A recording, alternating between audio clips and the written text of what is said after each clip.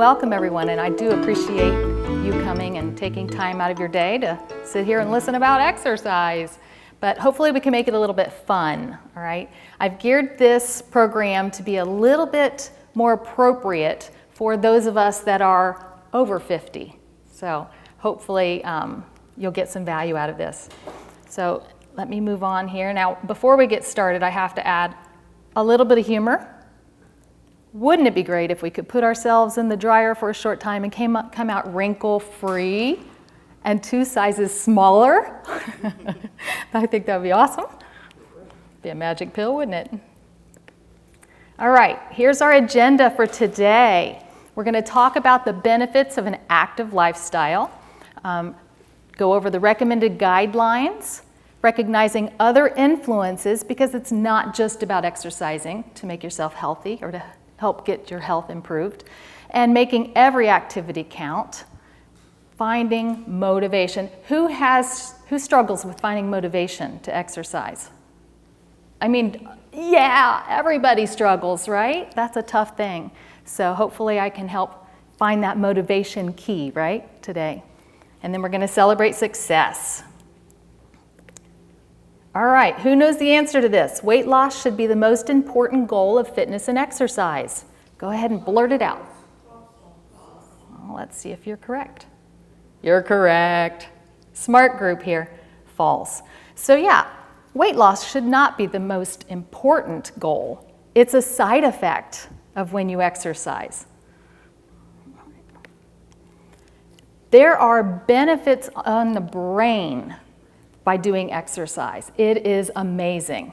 In fact, there's a neuroscientist from New York University doing extensive research on this topic and has found that when you exercise, you actually can build new brain cells. That is something that they never thought was possible, but it can actually happen. So exercise can actually help your memory. It can help your brain.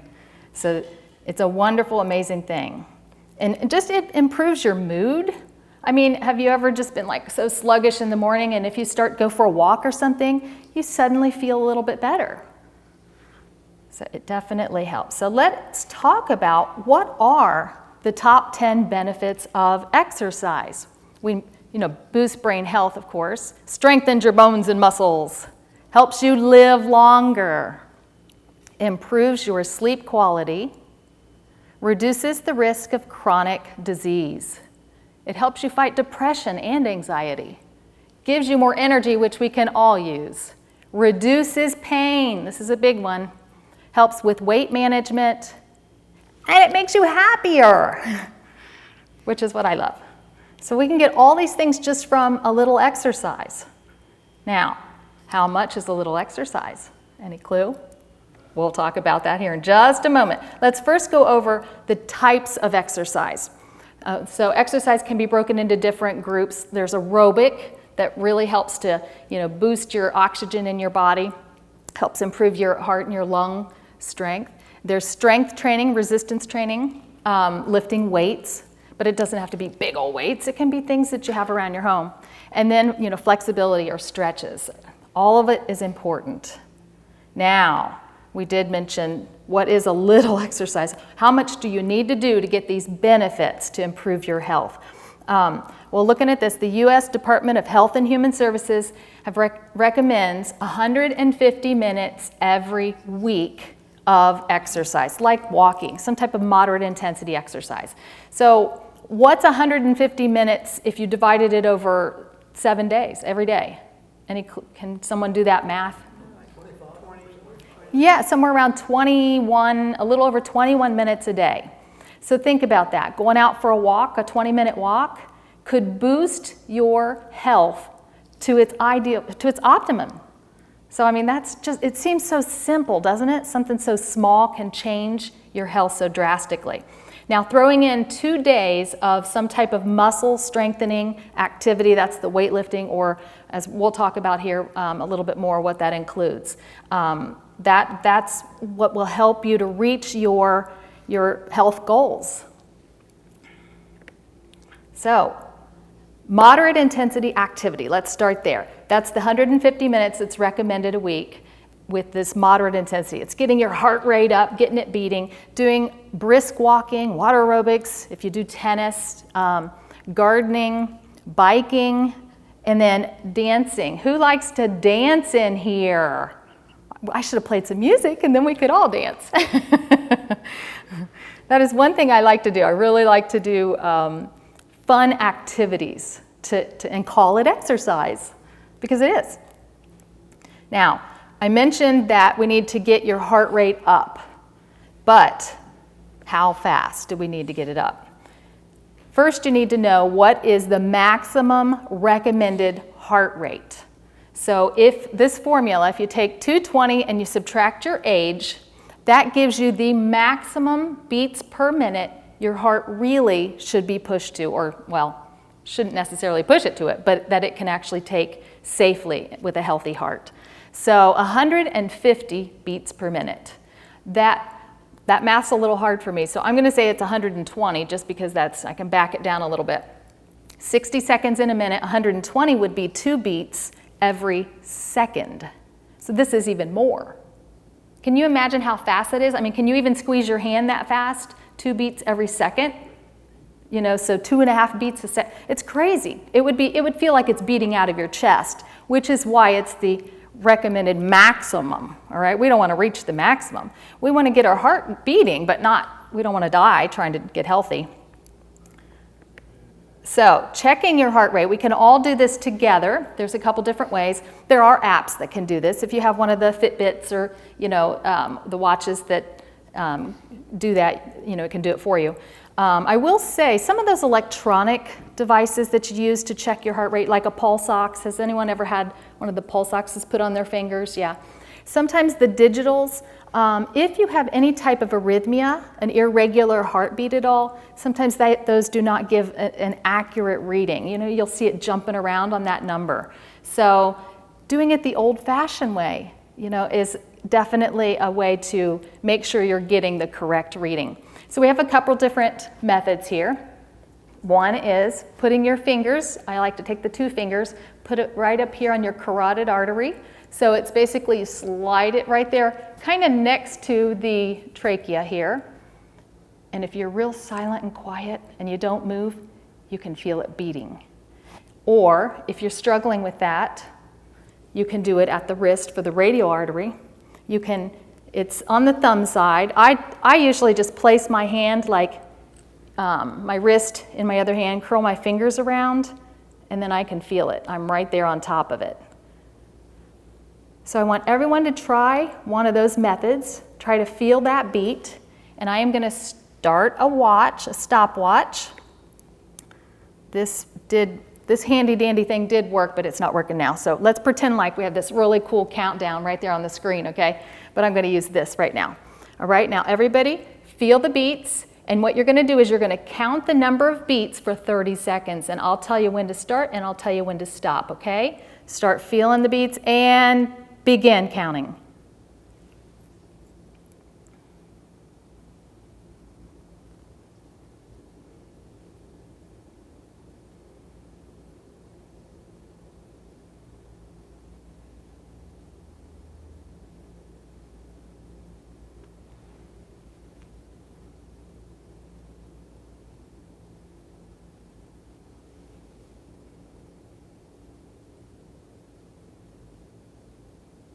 And stop. So now you take the number of beats you just counted, and we only counted it for 1/2 of a minute, right? So we need to double that number. That tells you what your heart rate is right here at this moment. We call that your resting rate because you're resting. You're sitting here doing nothing. So your resting rate ideally should be between, 60 and 100 is where most people fall. Ideally 60 to 80 is a little bit what we consider the healthier range. But anything in between that, 60 and 100 is pretty common. If you're under that, you might have bradycardia. If you're above that, tachycardia. Either one of those extremes, talking to your doctor is a good idea to see what's going on. So now we know what your resting rate is. Now, let's take a look at this chart. Moderate intensity exercise is about 50 to 70% of your maximum. That's that formula we took before, heart rate. Vigorous intensity takes it up a notch, all the way up to 70 to 85% of that maximum heart rate. And then there's the line for the maximum heart rate. So knowing your maximum heart rate and knowing your resting rate are always, or just how to check your heart rate is very helpful. So if you're out walking and you feel like, oh my gosh, how fast, is my heart beating? You can check it. You don't have to be resting to do it. You can do it at any time, here or here. I will tell you, doing it at the carotid and you're talking, you won't be able to feel it. All right, so vigorous activity. We mentioned moderate activity I gave some examples of the brisk walking and the, doubles tennis and those kind of things. Vigorous activity, that takes it up a notch. So if you've been doing a lot of the moderate activity, let's say a couple of months you've been doing walking every day or at least 5 times a week or something like that, and you're ready to really boost it up a little bit more, and you've already talked to your doctor and made sure that you're healthy and your heart can take that, then you could do vigorous activities like going backpacking with a heavy backpack, running, swimming laps, aerobic dancing, heavy yard work, biking faster than 10 miles per hour, or even jumping rope. When is the last time you jumped rope? Do you remember? How long ago was it? Isn't it amazingly hard? You get tired almost instantly. You think, oh, I did that as a kid and I did that for hours outside. Oh my gosh. Yeah. I know, it does. It takes so much more than you realize. You start doing that and you're like, oh my gosh, So don't start with these. This is just too much. So this gets your heart rate up to that 70 to 85% of your maximum heart rate. That's really getting your heart beating fast, all right? So your heart needs to be healthy. It needs to prepare to get up to that level. But I will tell you, there's a little secret. That 150 minutes that's recommended, every week, that's for moderate intensity. So if you're up to this level, you've already been doing moderate and you're healthier now, and you jump into the vigorous activity, then you only need half the minutes, 75 minutes a week, to get the same benefits from doing exercise. So, but don't just jump into that. That's way hard. Strength training. This is the one, lifting weights, of course, is strength training. But you can also do other type of things, climbing hills or stairs, doing push-ups, sit-ups, squats. Some forms of yoga are strength training when you're holding your entire body weight up, and heavy gardening, lifting the bags of mulch or the dirt or, and moving things. It really works those muscles. So when you're doing the strength training, you're working all of your muscles, your legs, your hips, everything. So it's working basically the outside of your body. The aerobic exercise and the walking and things like that, that works inside and the out. So they're both important. Now, this is my favorite slide, because you don't have to just go to the gym and get some exercise, all right? You can make every move in your day count as exercise just by doing a few of these things, like taking the stairs instead of an elevator, parking farther away. Way out in the back of the lot. The value of that, you're helping your own body and you're preventing getting dings in your door from the person's, because nobody else wants to park out there, right? So you can keep your car good. Taking a walk outside, of course, is a wonderful activity. Walking around your home if it's a rainy day or a snowy day or whatever's going on, just do laps in your house. And you can either time yourself or count the laps. Going to the mall. Do we have a mall around here? I'm not sure. Where's the closest one? That's what I was thinking. It was the Dayton Mall. Yeah. Sitting on an exercise ball while you're watching TV. Can you imagine just sitting there? For one, just sitting on the exercise ball, that takes away the stability of a chair, and you're working your balance, your core really a lot. I guess you wouldn't fall asleep on the exercise. You would not. If you're falling asleep while watching TV, though, you might want to talk to your doctor about sleep apnea. Standing up often. Oh my gosh, so important. We can get into a movie or a show, whatever we're doing, playing a puzzle, whatever it is, and time just sort of escapes us. So it is so valuable to get up, just stretch, like at least every hour. You don't want to be sitting longer than an hour. That's too hard on your body. And arthritis. If you have arthritis, have you noticed that when you don't move much, you hurt more? Yeah, so that's the key, getting up often. Have a picnic lunch in the park and choose a spot that's out a little ways, away from everyone. So then you're walking a little bit. And then, I like to do that one, do stretches while brewing your coffee. So yeah, that's definitely me, a coffee drinker here. All right.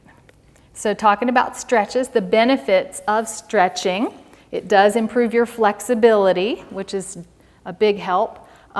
Your range of motion, so if you're struggling, I remember years ago I had actually injured my shoulder, and I was a bad therapist because I didn't do, at first, it hurts, I don't want to move it, right? I would tell my patients, oh, you have to keep moving or you could get a frozen shoulder, you don't want to develop that. But what did I do? I'm like, well, this is enough movement, right? So I can reach this cabinet. But then when I was guiding someone through some stretches one day, and she had a shoulder issue, and I said, now raise your arms up like this, and she went like this. And I was like, okay, that wasn't, raise them both up straight. Then I realized maybe I should practice what I preach, right?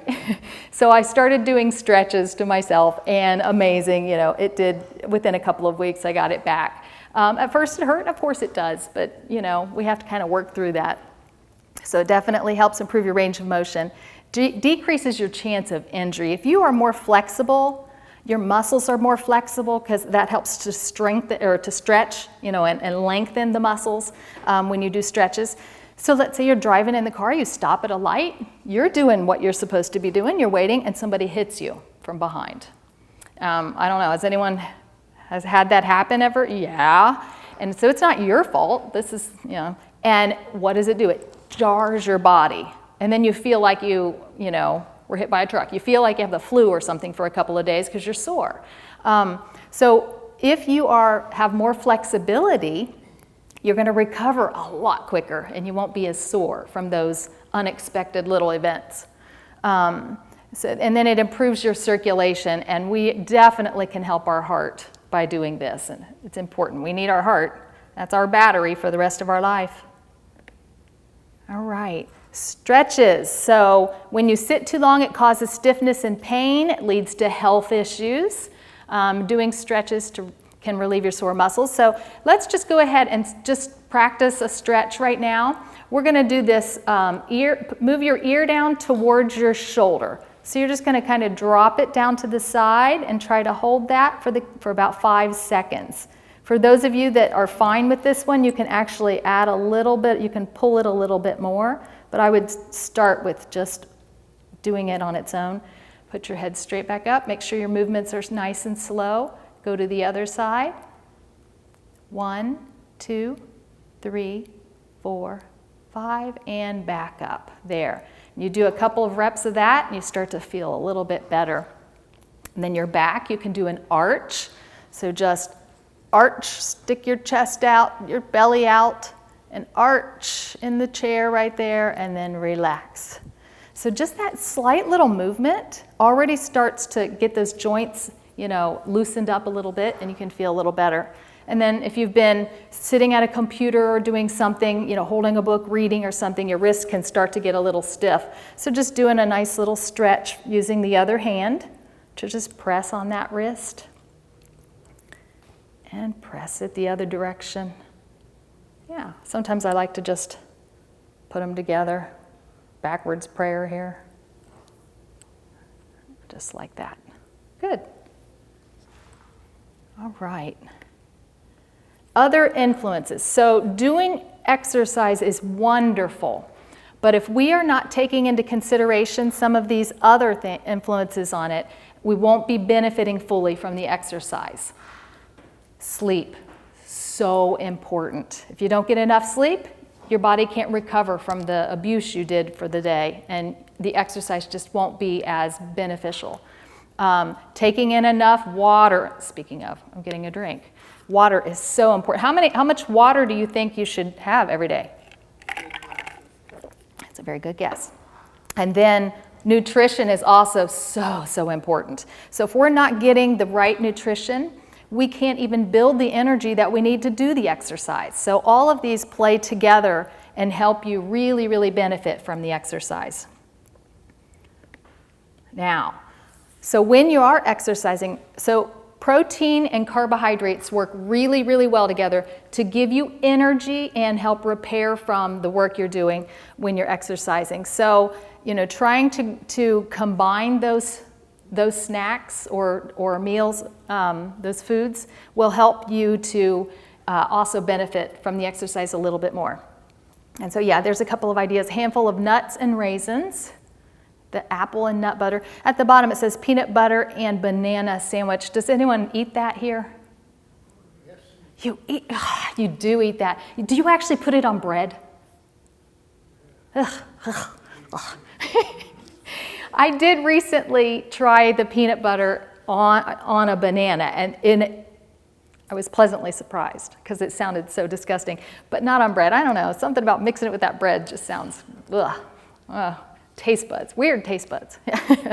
but it definitely would help get you some energy and help you to make it through whatever exercise you are going to tackle.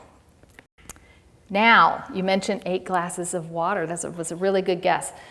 So it's recommended to drink about half of your body weight in ounces. So for math, easy math here, if you're 200 pounds, that's 100 ounces. So if you're 120 pounds, that's 60 ounces. So we'll go with those. So it just kind of gives you a good guide on how many ounces each of us, because they used the old school, rule of thumb was to do 8 glasses. But you have somebody that's 250 pounds and somebody that's 100 pounds. Do they both need the same amount of water? No, not really, because they have different, needs for their bodies. So this helps get you in a little bit closer ballpark of what you need. And then we talked about how important sleep is. And so these are just some ideas to help improve your sleep quality.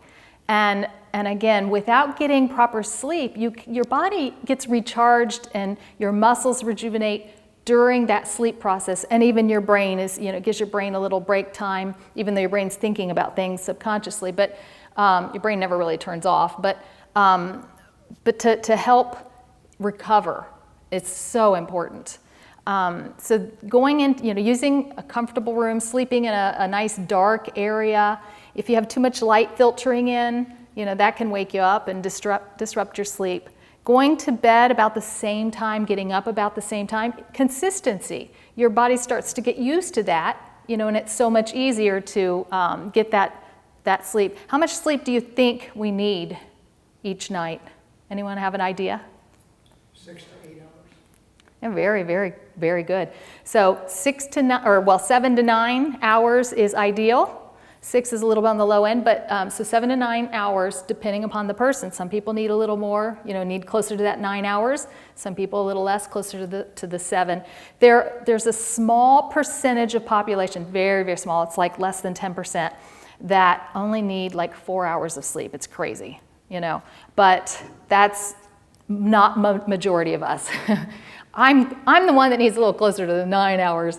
Now, if you're getting too much or too little, either extreme is bad. So too much sleep, your body starts, you start getting tired throughout the day and run down because you're getting too much sleep. So which is the same thing that happens if you get too little. So trying to hit that 7 to 9 hours is very important. Avoid eating or drinking caffeine or alcohol before bed. Of course, drinking a glass of water is always a great idea. Well, for your body it is. You're going to have to get up to pee. But and then exercise actually improves your sleep quality, how good your sleep is. So that's kind of cool. Don't use TVs or computers in your room. How many have a television in their room? Oh, good, not majority. Yay! Do you watch it to go to sleep? Yeah, that's what I hear. Some people actually are in that habit of turning it on and, I don't know if you're necessarily watching or listening, and it just gives you that comfortable feeling that someone's around you, I guess. You're not alone. I don't know. Or maybe it's like reading a bedtime story to you. But the screen itself can cause your brain to wake up. And so that's not what you want to do before you're going to sleep. So those are just a couple of ideas to help get a better quality of sleep. Sitting is the new smoking. So a sedentary lifestyle leads to so many problems. So sitting throughout most of your day can cause that spare tire to develop. It can cause your blood sugars to be very irregular or unhealthy. It increases your risk for cancers. So cancer loves it when you just sit. So we don't want to do that for it. It can lead to back and neck pain. Isn't it amazing? Sitting and resting can make you hurt. You know, people think, oh, I can't move because I hurt. Well, maybe you hurt because you're not moving, you know, so it's that cycle that you can get stuck in. It can lead to heart disease and even DVTs, the blood clots that can kill you, which is a horrible, horrible way to go. So bad. Sitting is bad. That's what I should have said just on this. Sitting is bad. Yeah, that's all we need, right? Can you say more about the cancer risk in sitting? I've not heard that one before. Yeah, well, what it is your body is getting unhealthy because you're not moving. The circulation isn't moving. The muscles aren't strengthening. Your immune system sort of reduces because you're not challenging it. You're not, you know. So that's yeah, it's scary. But you can do something about it. You can exercise. So now, but how do you get started? This is that motivation. Yeah, that's a tough one, right? So first thing is, all of you already have a little bit of motivation because you're here today. You know, you're watching. And you're watching it too. So that means you're a little motivated. So that's the first step right there. And then learning what to do for your body is the next step. And then the third step is to do it. So knowing what to do. Now, I also do home care physical therapy. And something I will do when I go into my patients' homes, I develop an exercise program with them. Those that are sort of lower level, I might start with some very, very basic stretches to get started. And you guys are all going to get handouts of these, by the way. And so these basic stretches are, here's just a couple. This is just not everything I do, but just a kind of a guide. So one of them here, you can, if you want to try it, do you want to stand? Everybody can stand because remember, standing up often is important, right? So let's everybody just kind of stand. If you feel comfortable with that, you don't have to. And can you clasp your hands together? And now turn them inside out and stretch. Now, just do whatever is comfortable. Raise them as high as your body lets you. If you feel like it's a pull, do not continue up. Just hold where it feels good. And then release. And just now, do you feel the blood like rushing to your hands and your arms? Feels kind of good, doesn't it? Yeah, and then how about just some shoulder shrugs? Like, I don't know. You could do circles, shrugs, whatever, both directions. That one looks kind of weird there with a person. They put their hand on their head, and all they're doing is bending sideways. I'm a little teapot. That's what it feels like. Yeah, short and stout. Shouldn't have said that part. Let's do the other side. I have to feel even. I can't just do one side. So when you're doing stretches, you just want to move slowly. And usually, ideally a stretch, if you're really trying to lengthen a muscle group, you hold it for 30 seconds. But for these general stretches, 5 seconds is fine. Okay, go ahead and sit down. I'm not going to make you stand the whole time I'm up here talking. So, but a couple of these, again, I'm going to give you these handouts. But like the one guy there in the middle, you can do this one seated also. But reach up towards the ceiling, reach down towards the floor, and imagine someone upstairs and someone downstairs have your hand and they're playing tug of war with your body. And you stretch and you stretch, and you can just feel that stretch along your spine or your side. And do the other side again, make yourself even. Stretch, stretch, stretch, stretch, stretch. There. Good. Now, don't you just feel ready for the day already? So then I will take my patients into the next stage, and we'll begin some strengthening exercises. And this is working your core. Our core is the middle part of our bodies, sort of like an apple core, right? An apple core holds the entire apple together. Our core holds us together. So it is our belly, our sides, our back, our hips, all of this right here is our core. When our cores are weak, when these muscles get weak, which is very, very, very common, what happens is our posture slouches. And have you seen people walking around like this? I'm sure you have. So the core is could possibly be the reason for that. So getting your core a little stronger, it also helps with your balance because we get our balance from our core.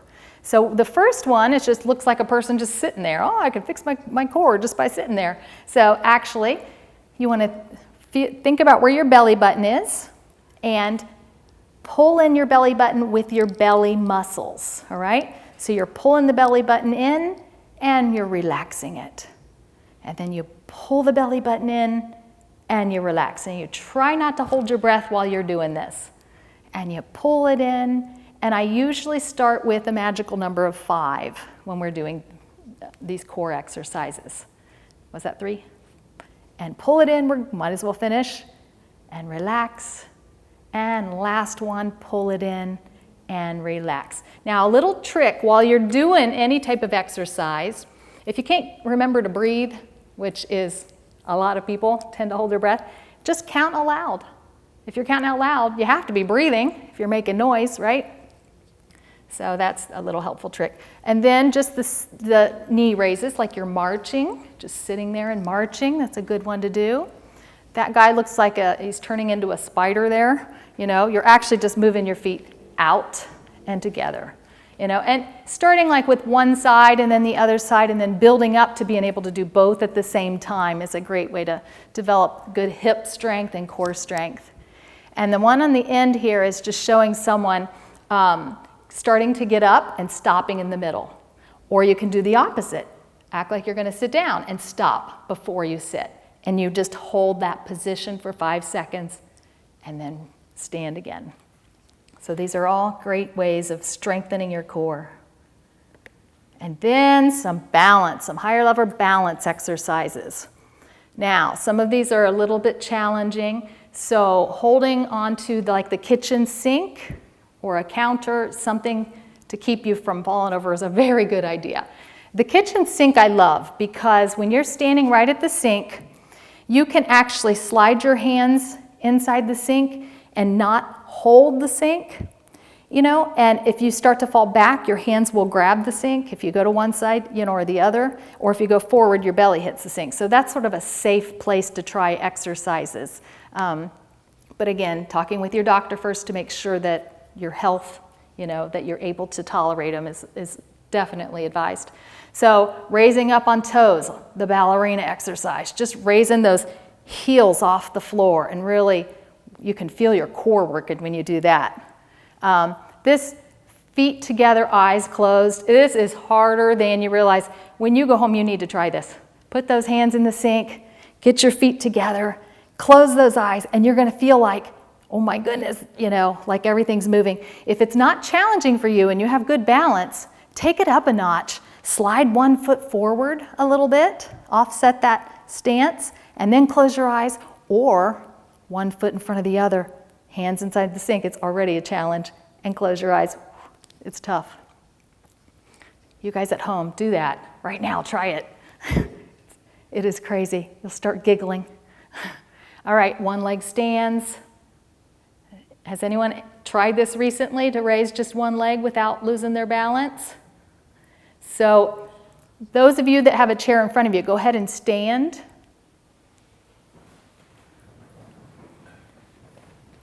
Only if you have a chair in front of you, because you want to hold on to that chair, okay? All right, and so now, holding on to that chair, hand on that chair, at least one hand. Raise that one leg up. Now see if you can let go of that chair. 1, 2, 3, 4, 5. Tough, wasn't it? Let's do the other one. Got to be even. Ready? Raise the other one. Try to let go of the chair, but keep your hands close. 1, 2, 3. Oh, I'm wiggling. 4 and 5. Very good. All right, thank you. Go ahead and have a seat there. So these are just some great ways to really challenge your balance, work those large muscle groups that are going to help improve your stability when you're walking, and especially walking on grass. You notice how uneven grass is?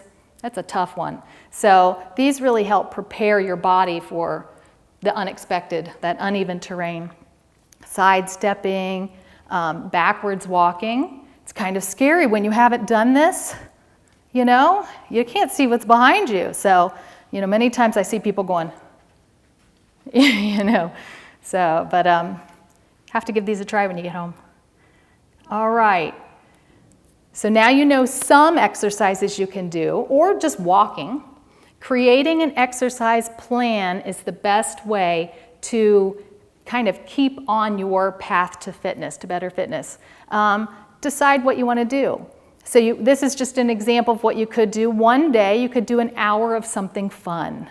You could, go shopping. You could go outside, and as long as you're shopping and you're, really, really looking briskly through the aisles.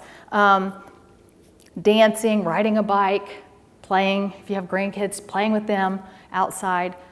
3 days of moderate intensity. The moderate intensity is that 50 to 70% of your the maximum heart rate. So getting your heart rate up, doing things like the walking or the doubles tennis or the biking, as long as it's less than 10 miles per hour. As soon as you go faster than 10 miles per hour, your heart's really, trying to keep up. So doing 3 days of that, and then your strength training. Again, the 2 days just of the gardening. You could just do gardening, and you can count that as your strength training. So this is sort of a good little, a plan, so to speak. Fill it in what you enjoy to do, though. You don't want to take in this stuff and say, oh, I have to do this. You'll start dreading it, and then you won't do it if you're trying something you don't enjoy. So to find motivation, exercise with a buddy. It definitely helps you to stay on the path of better fitness and better health if you have somebody who's going to, do it with you. Misery loves company, right? So, look at that. People who train alone, they have a gym dropout rate of 43%. But if you train together, it's only 6.3% dropout. That's amazing. And you just don't want to, let that other person down. So that's why it really, really works. Just makes it more fun too. Now, if you don't have a person to exercise with, you can always, there's alternative ways of like using the apps on your phone, or, you could hire a trainer, walk your dog. They definitely guilt you into exercise. How many have a dog? Do you have a dog? Nobody? Oh, you have a dog, yeah. Now, when you get home, that dog is going to want some attention, right? It's going to guilt you into doing something. You're either going to play ball, or you're going to go out and take a walk. You're going to do something. You can't just go sit. So it's kind of a motivator. Now, every move you do counts. It really does. So for example, 10 minutes of stretching is like walking the length of a football field. Isn't that's amazing? And I love this one. Okay, if you did 2.5 hours of walking every week, it's the same as walking from Dayton, Ohio to Windsor, Canada, and back. You have to do that for, I believe it's a year. So, but isn't that incredible? We could be walking to Canada. And so just some of these are fun. Dancing 1 hour every week is like walking from Chicago to Indianapolis. We can imagine, that's just a lot of activity. Has anyone done a lot of walking at one time, like El Camino? Have you heard of El Camino?